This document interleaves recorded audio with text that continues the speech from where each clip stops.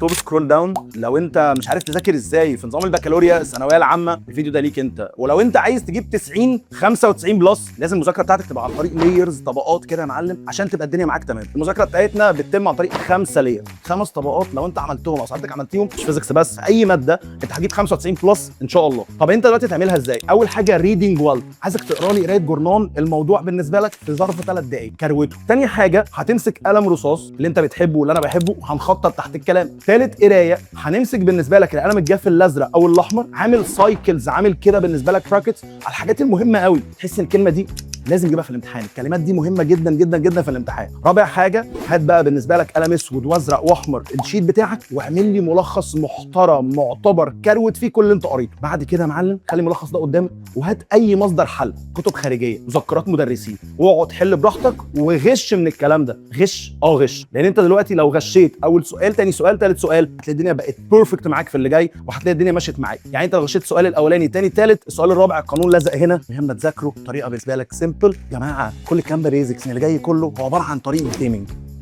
سلام.